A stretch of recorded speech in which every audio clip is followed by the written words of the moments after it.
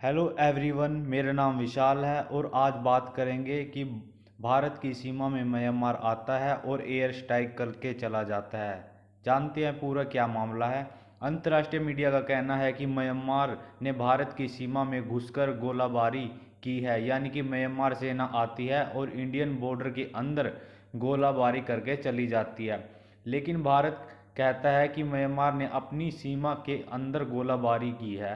आखिर क्या है यह मामला, इस वीडियो में चर्चा करेंगे। यह वीडियो बहुत इम्पोर्टेंट है जो लोग म्यांमार और भारत के रिश्ते के बारे में कुछ नहीं जानते। म्यांमार आज़ाद हुआ है तब से ही प्रमुख रूप से सेना का शासन रहा है। सेना के शासन को वहाँ की जनता पसंद नहीं करती। जो जनता सेना के शासन को पसंद नहीं करती, उन्होंने संगठन बनाकर लोकतंत्र लाने के लिए हथियार उठा लिए हैं। सेना के खिलाफ लोकतंत्र बहाली के लिए, क्योंकि वहाँ सरकार सेना की है, तो सेना को वहाँ ऐसे संगठन कैसे पसंद आ सकते हैं, इसलिए वो उनको मार रही है। अब सवाल यह उठता है कि भारत क्यों नहीं लोकतंत्र चाहने वाले लोगों की मदद करता। आखिर आंग सान सू की, जिन्हें नोबेल पुरस्कार मिला, जो लोकतंत्र की मांग कर रही है म्यांमार के अंदर, वह आज भी म्यांमार में जेल में बंद है, जिनकी हाल ही में 7 साल की सज़ा और बढ़ा दी गई। भारत उनकी रिहाई की मांग क्यों नहीं करता? और तो और भारत यूएन में भी कुछ क्यों नहीं बोलता? अच्छा, हमने बताया कि चीन स्टेट के ऊपर हमला हुआ। चीन आर्मी के इस मुख्यालय को किस नाम से जाना जाता है, यह जानते हैं। चीन स्टेट के इस इलाके को विक्टोरिया कैंप के नाम से जाना जाता है। इस आर्मी की स्थापना 1988 में हुई थी। यह क्या चाहती है? यह लोकतंत्र की सरकार चाहती है। इसमें 3100 से ज़्यादा लड़ाके शामिल हैं, सभी हथियारों से लैस है। और इससे पहले भी म्यांमार सेना ने केचिन नामक जगह पर विद्रोहियों पर हमला किया था, जिसमें 80 लोग मारे गए थे। 24 अक्टूबर 2022 की यह घटना है। जो भारत से जुड़ा एरिया है, उस इलाके में भारतीय प्रभाव एंटर कर चुका है। यहाँ भी लोग लोकतंत्र की मांग कर रहे हैं। आप जानते हैं, भारत के मिजोरम से सटी सीमा पर म्यांमार सेना ने विद्रोही संगठनों के कैंप पर हवाई हमले की बड़ी कार्रवाई की। इस हमले में म्यांमार के विरोधी संगठनों से जुड़े कुछ लोगों के हताहत होने की खबर है, लेकिन भारत की सुरक्षा से जुड़े सूत्रों ने साफ कर दिया कि इस स्ट्राइक से भारत की सीमा में कोई नुकसान नहीं हुआ। जानकारी के मुताबिक म्यांमार की जूट के निर्देश पर मंगलवार जनवरी 10 को चीन नेशनल आर्मी के विक्टोरिया कैंप पर एयर स्ट्राइक को अंजाम दिया गया। जूट म्यांमार में सेना को कहा जाता है। चीन नेशनल आर्मी ने म्यांमार के सैन्य शासन के खिलाफ विद्रोह छेड़ रखा है। भारत के उत्तर पूर्व राज्य मिजोरम से सटी म्यांमार की सीमा में विक्टोरिया कैंप में सीएनए का मुख्यालय है। इस मुख्यालय पर म्यांमार की सेना ने लड़ाकू विमानों से बम गिराए। इस बमबारी में सीएनए के कुछ सदस्य के मारे जाने और घायल होने की पुष्टि की खबर है।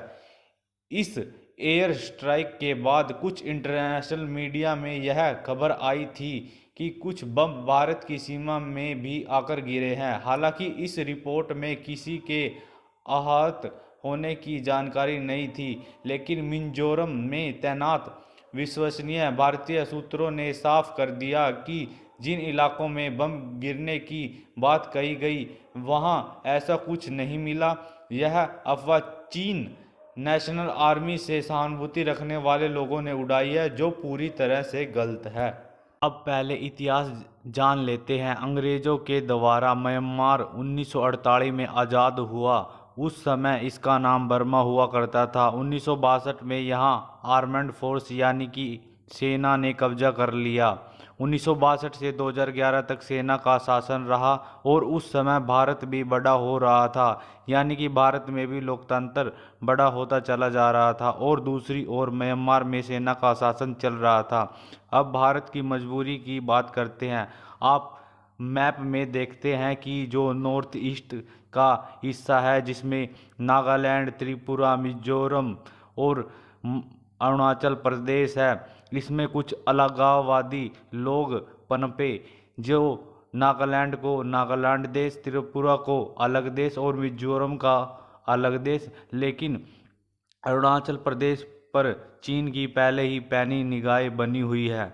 अब मैप में देखते हैं, जो भारत और उत्तर पूर्व राज्य को जोड़ने वाली चिकेन नेक है वह बहुत छोटी, यानी कि लगभग 20 से 22 किलोमीटर है, जिस पर चीन की नज़र बनी रहती है। इसलिए हम म्यांमार के किसी भी आंतरिक मामले में दखल नहीं देते, उसके साथ दोस्ताना व्यवहार रखते हैं, क्योंकि एक तरफ चाइना है जिसकी नज़र नॉर्थ ईस्ट पर बनी रहती है, और 1971 में जो बांग्लादेश आज़ाद हुआ था उससे भी हम किसी, फिलहाल तो वो हमारे साथ है लेकिन फिर भी उससे कोई उम्मीद नहीं रख सकते, क्योंकि वो है तो पाकिस्तान का हिस्सा ही।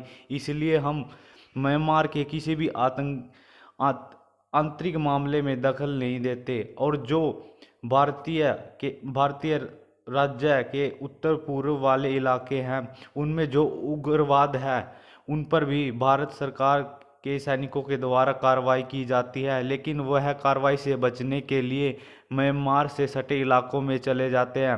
तब भी भारतीय सेना और म्यांमार सेना मिलकर उन पर एयर स्ट्राइक करती है। इसीलिए भारत किसी भी मामले में म्यांमार की आलोचना नहीं करता। अगर वीडियो पसंद आई हो, वीडियो को लाइक और चैनल को सब्सक्राइब जरूर करें। धन्यवाद।